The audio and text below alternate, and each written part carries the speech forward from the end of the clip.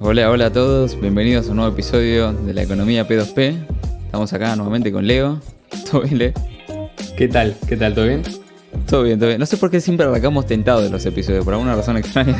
No, pasa que debe ser por la conversación previa y sabemos que por ahí el episodio está bueno, ¿no? Sí, puede que tenga que ver por ahí. Ujú.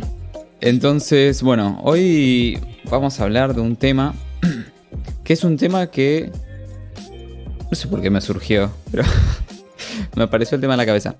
Y me pareció interesante charlarlo, ¿no? Que es el hecho de, y esto está muy bien explicado por la escuela austríaca, inclusive hay un video de Huerta de Soto, en una de sus clases, en YouTube pones capital y bienes de capital, una cosa así, y te aparece. Dura 9 minutos, está muy bueno. Es una fracción de sus clases. Eh, y en eso nos basamos en esta primera parte. Eh, Fue como si querés la inspiración de este episodio. Eh, y la idea es charlar un poco, ¿no? Primero, ¿qué es el capital? Porque siempre se habla del capital, ¿no? Combatiendo el capital y ese tipo de cosas, como si fuese, ¿viste? El señor capital Sí. o por alguna razón un ente malévolo, ¿viste? Como que el capital tiene voluntad ya de por sí. Eh, lo cual es una de las cosas que la escuela austríaca demuestra que no es así, ¿no? O sea, individualismo metodológico se dice. Solo los individuos existen y actúan.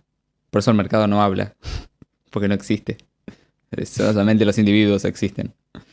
Eh, Al igual que el Estado que no existe.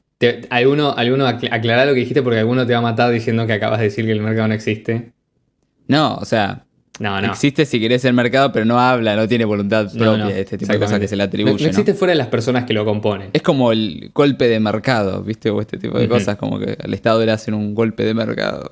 No, el mercado no es que el mercado viene y, y Y le determina. toma la casa, claro. No, no es así. Entonces, creo que una buena forma de empezar es ver qué es el capital, ¿no? Básicamente. Eh, y para eso tenemos toda una primera facción que está basada en este video de Huerta de Soto, que después lo dejamos en los comentarios, eh, que lo que dice es que el capital es un concepto abstracto de cálculo económico, ¿no? Es el valor estimado a precios de mercado de los bienes de capital. Esto es muy importante porque siempre cuando se piensa en el mercado se piensa como, no sé, tiene el mercado, el capital pero financiero, ¿viste? Siempre se, como que capital, la gente lo asocia con financiero y no, hay distintos tipos de capital. El capital humano, el Ujú. capital, ¿no? Los bienes de capital y un montón de cosas. No siempre se trata de tener dinero. Eso no es exactamente capital. Eh, o sea, es una de las cosas y una de las partes del capital, si querés. O una de las tipas de categorías dentro del capital. Eh, pero básicamente es esto. Es un concepto abstracto de cálculo económico.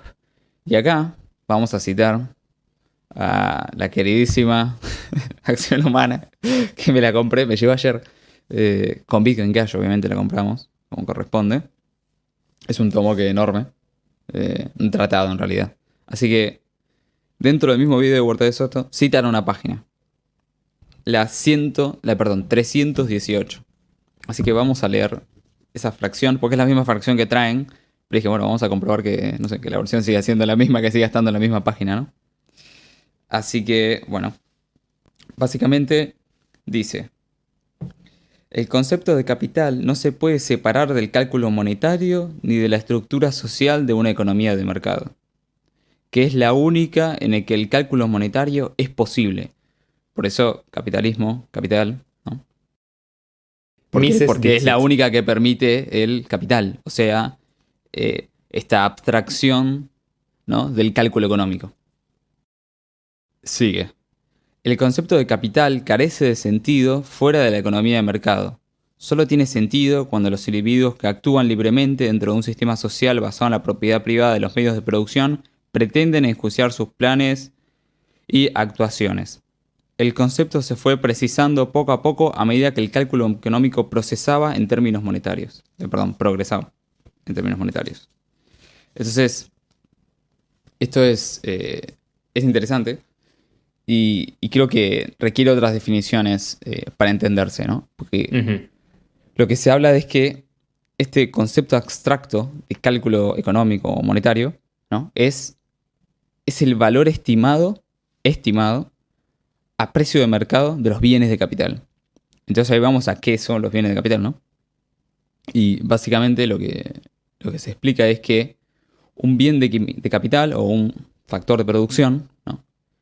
Es un bien que indirectamente te permite satisfacer las necesidades humanas, ¿no? Pero no es, por ejemplo, como el agua, porque eso te lo permite directamente, ¿no? O sea, un recurso natural no es un bien de capital porque, por ejemplo, no sufre desgaste, el desgaste natural que tiene un bien de capital, no tiene Sí. obsolescencia técnica, o sea, el agua de hace 500 años sigue siendo la misma agua de hoy, y no hay que reponerla, básicamente. Eh, ¿A qué nos referimos con esto? Por ejemplo, si vos tenés un tractor, ¿no? Tu tractor se desgasta con el uso. Tu tractor hay que reponerlo, hay que amortizarlo, ¿no? Tiene una obsolescencia técnica. Dentro de 50 años el tractor tal vez no sirve, o sea, no puedes competir en el mercado con ese Sí. tractor. Entonces, acá se separan tres nuevas cosas que son importantes entender, ¿no? En esta parte del desgaste, de la obsolescencia técnica, del reponer, que lo que dice es que vos podés separar, ¿no? Lo que es la renta bruta, neta y el ahorro, si querés. Entonces, la renta bruta sería el valor a precio de mercado de lo que produce el bien de capital. O sea, si vos producís, no sé, trigo, bueno, el precio de mercado del trigo. Eh, si lo consumo, si yo me consumo la renta bruta, obviamente me consumo el bien de capital en sí. ¿Por qué? Porque tiene un desgaste natural, ya que se deprecian, obviamente. Después de ahí sale la renta neta, que básicamente sería la diferencia, ¿no? Entre la renta bruta menos el desgaste, o sea, el costo del desgaste. Sería la parte de la renta bruta que se permite consumir sin mermar el bien de capital. Sería básicamente renta bruta menos amortización igual renta neta. Y después, si lo que querés es ahorrar, ¿no?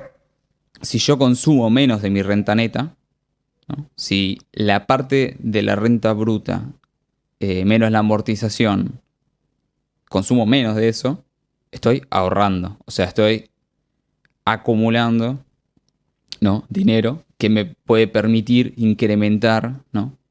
Mi capital en el futuro. O sea, poder comprar mejores bienes de capital. Eh, entonces, una de las cosas que pensaba cuando escuchaba esto es, o sea, eso es tal cual, ¿no? Y el capitalismo es el único sistema que permite esto, pero, bueno, hoy no vivimos obviamente en capitalismo puro. Eh, Vivimos en capitalismo con sí, características. Con estatales. características chinas.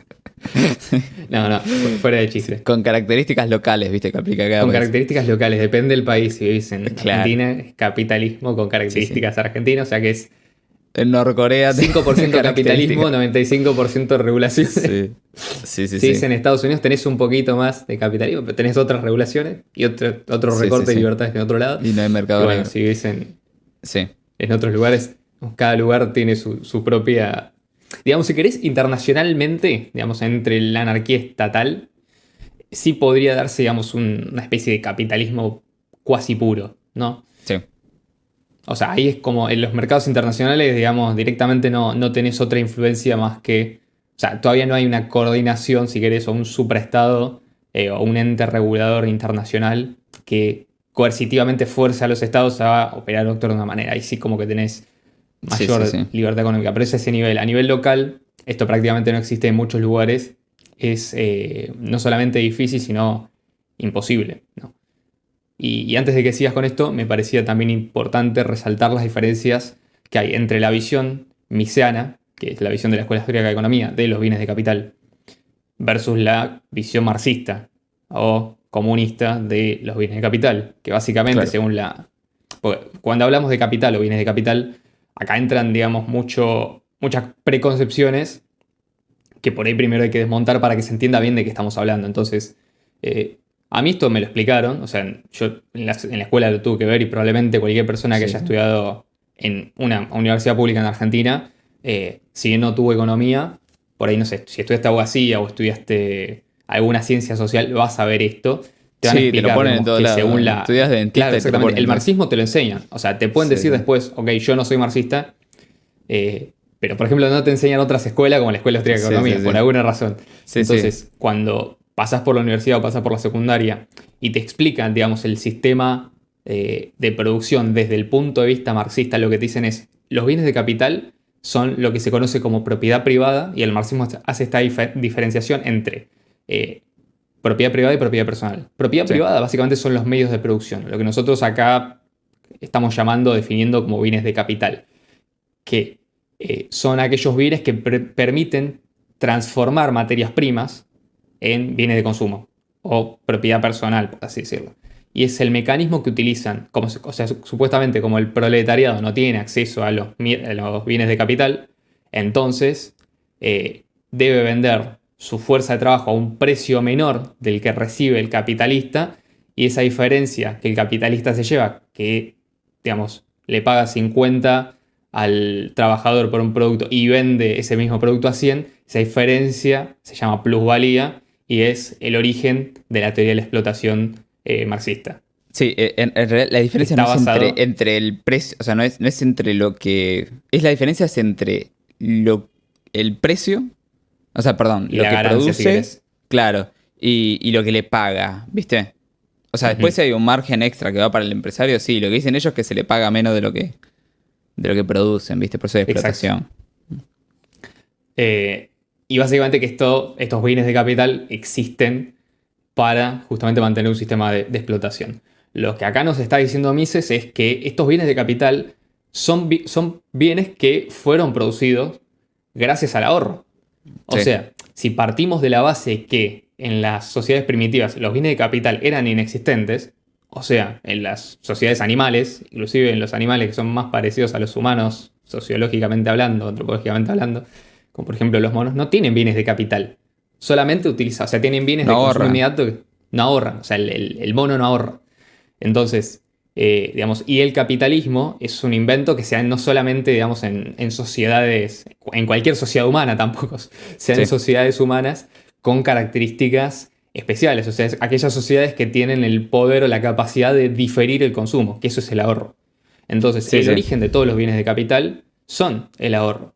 Si yo consumo menos de lo que me ingresa, esa diferencia la puedo diferir, o sea, la puedo traspasar al futuro para consumirla más adelante e intercambiarla por bienes de mejor calidad.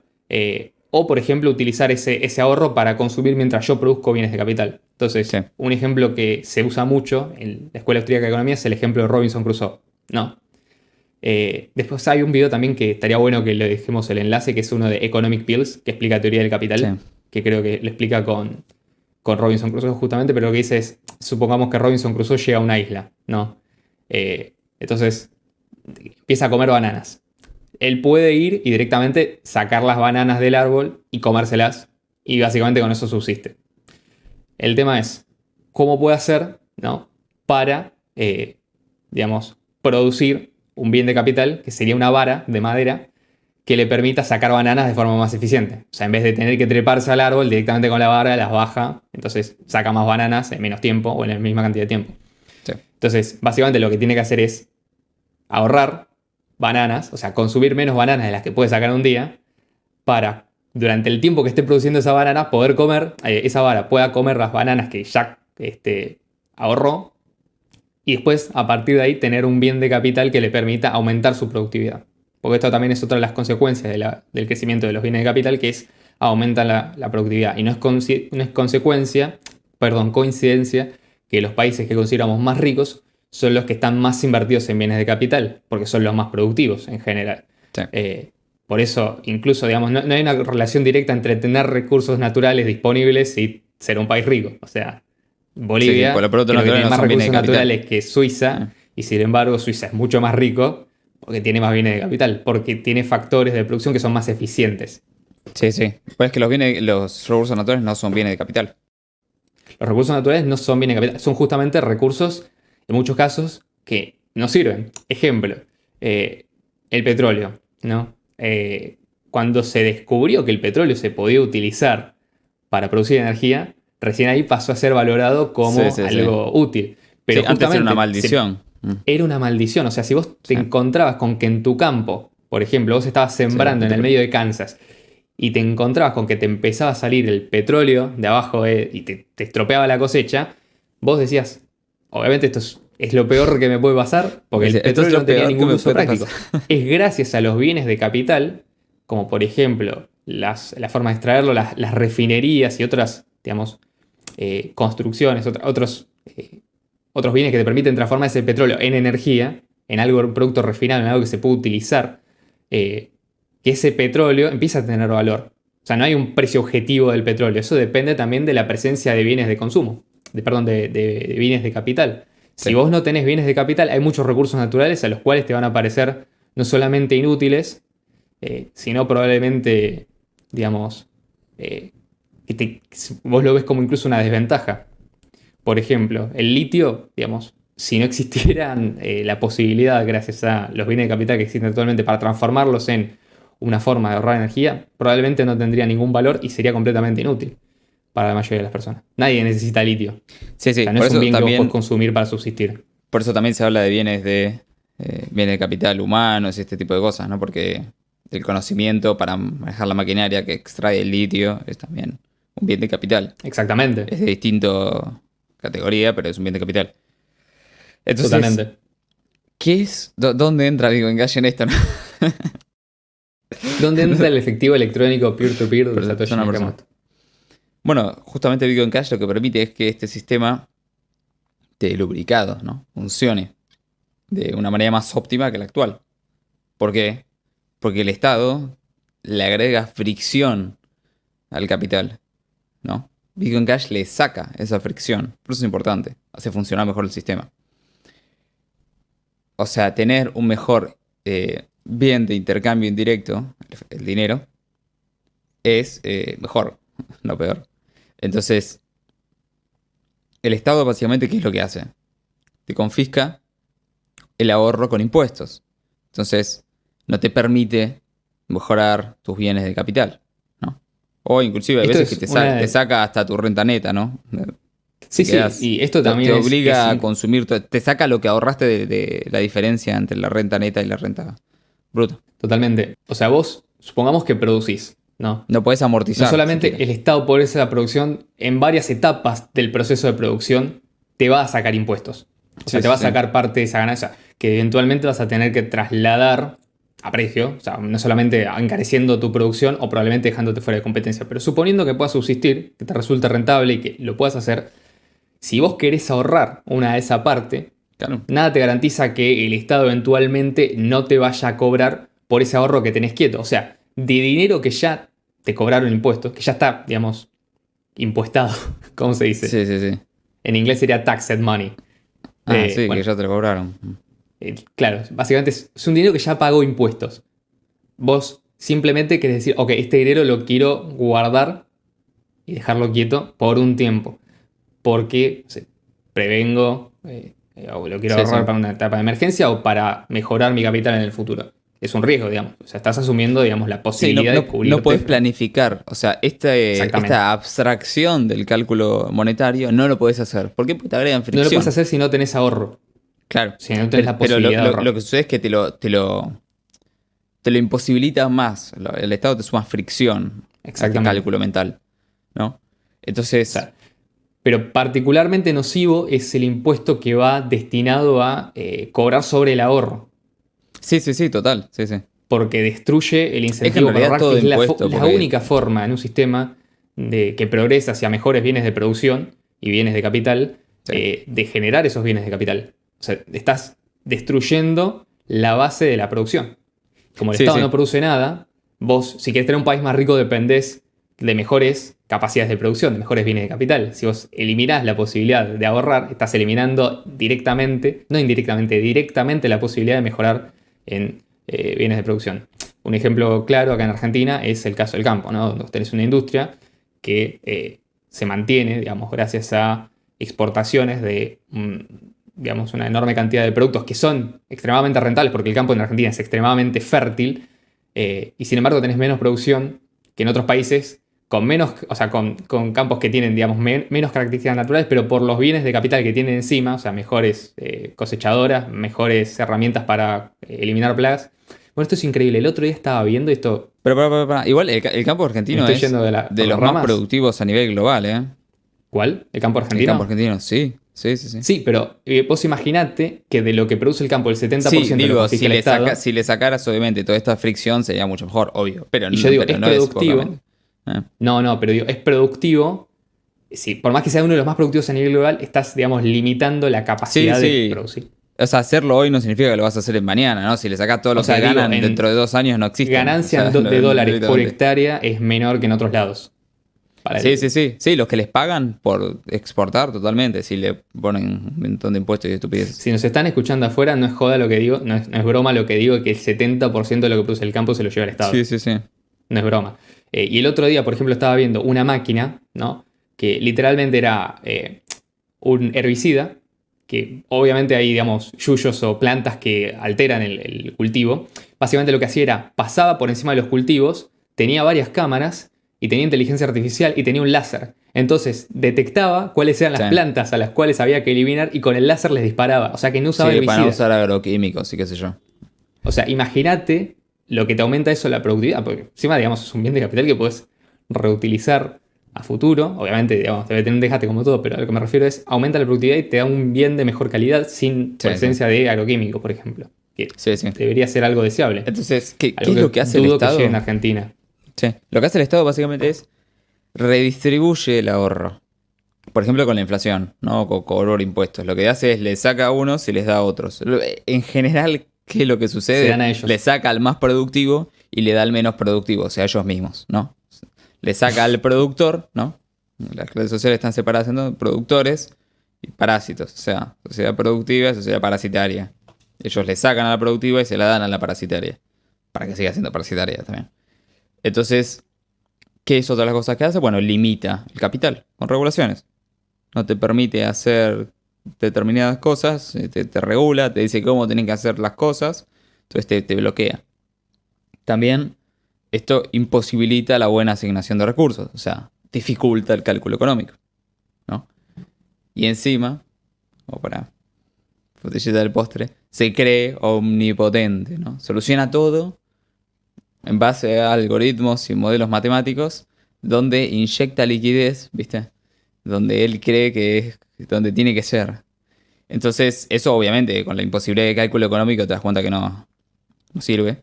Eh, pero es lo que sucede, ¿no? Se cree omnipotente, ¿no? Eh,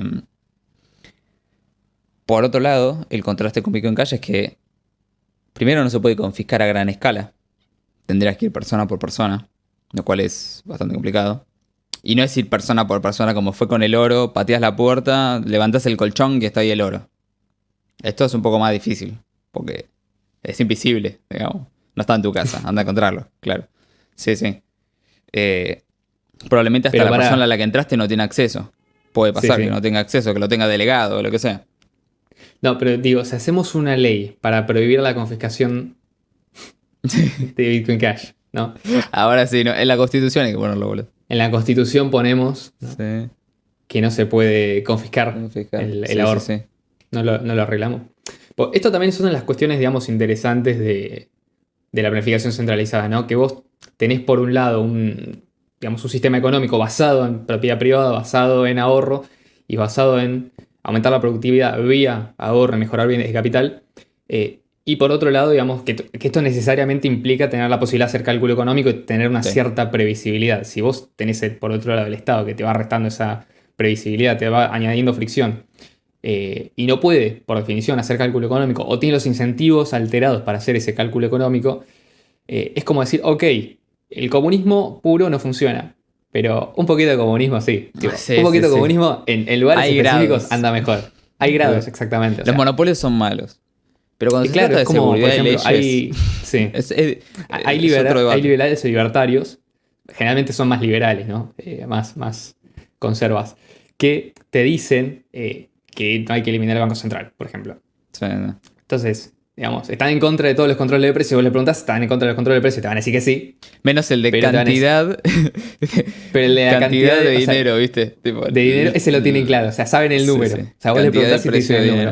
dinero. Te dicen también exactamente cuál tiene que ser la tasa de interés para todo. Sí, Entonces, sí. esos controles de precio, digamos, no les molestan, pero sí otros controles de precio. A veces un poquito de control de precio está bien. Sí, un poco de Un control poquito. de precios Un poquito de control. bien. Entonces, lo que dice esto es, o lo que querimos es que Bitcoin Cash, la ventaja es que uno no se puede confiscar a gran escala. O sea, esto de cobrarte impuestos Sí. es mucho más difícil. Y además, No tiene es inflación. inconfiscable a gran escala, es directamente Sí. imposible. Ahora, a Sí, sí, pequeña sí. escala es extremadamente difícil también. Sí. No, O y sea, además no tiene el esta Estado es inflación. O sea, completamente no podés. ineficiente. Porque una cosa es cobrar impuestos de forma automática, ¿viste? Ujú. Como se hace hoy. Antes de que te llegue el sueldo ya te sacaron el impuesto. Vas al supermercado y te cobran el impuesto. Pero además te hacen la de aumento la masa monetaria y la destino donde yo quiero para diluir lo de todos. Esto no se Ujú. puede tampoco. O sea, no te pueden hacer la de te diluyo, no te pueden hacer la de te cobra a gran escala automáticamente. Y es muy difícil que te hagan la de te voy a tu casa y te lo encuentro. Tampoco Sí. saben qué tiene cada persona. Entonces, ¿a quién vas a buscar? No Bueno, sabes. esto tiene que ver mucho con el punto que sigue. Sí.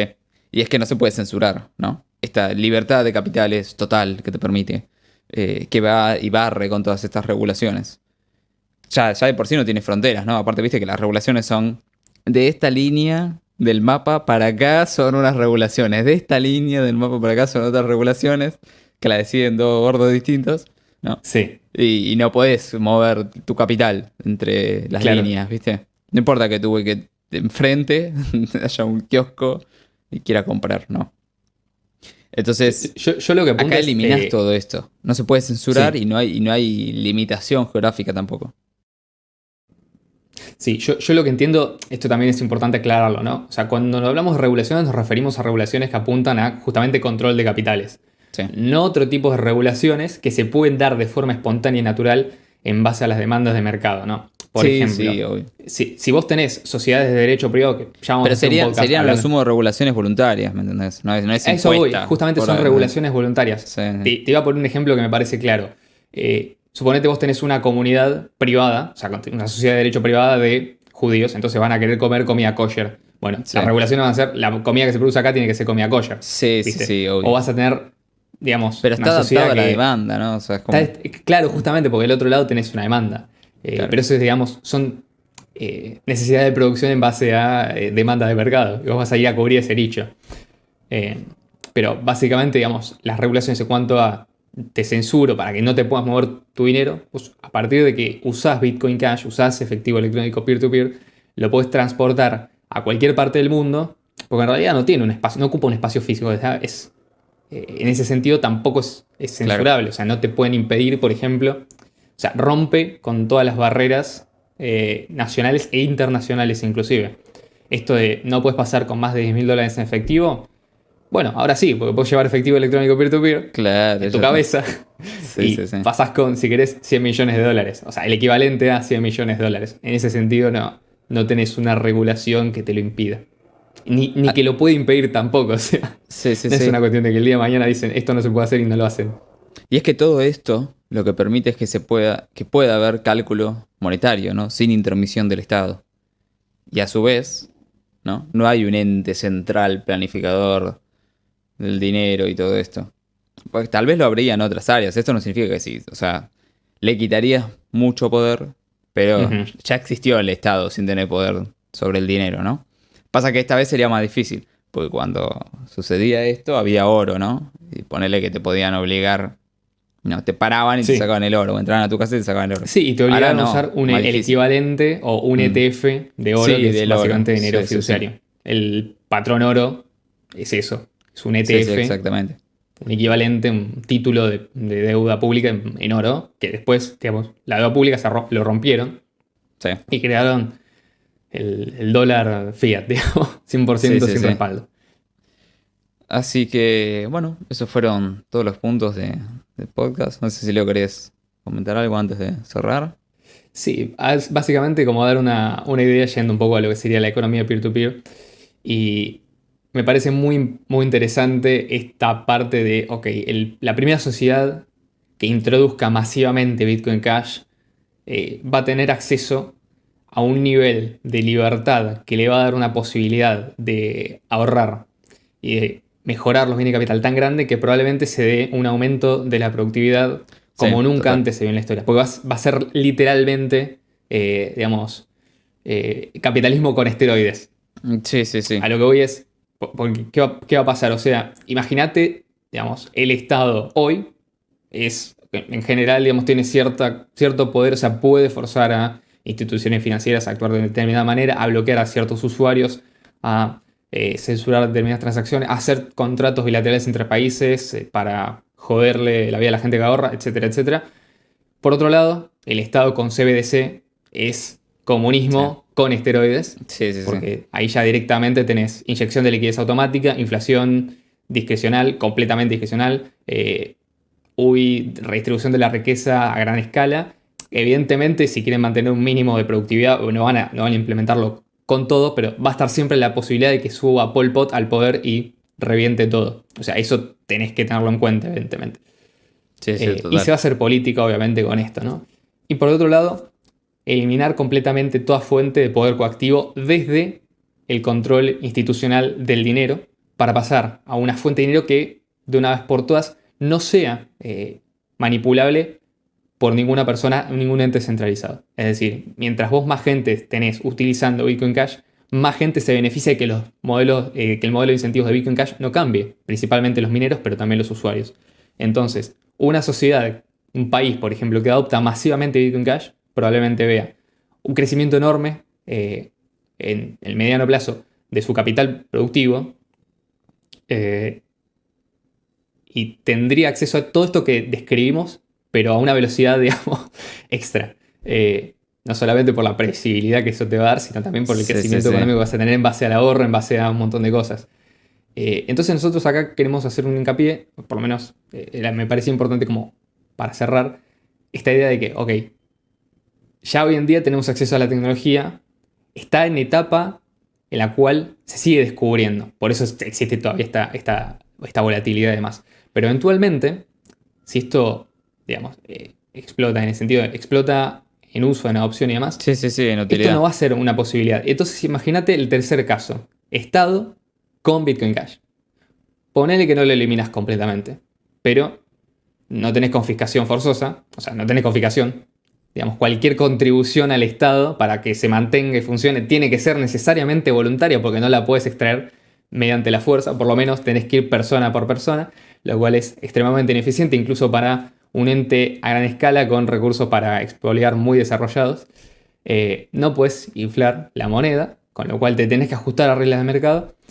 Y aunque siga existiendo el Estado, va a funcionar de forma limitada, en el sentido de que tiene, digamos, que jugar con las reglas Sí, económicas de más Bitcoin Cash, limitada que en no el con las reglas pasado, económicas. inclusive. Sí. ¿Cómo? Más limitado que en el pasado.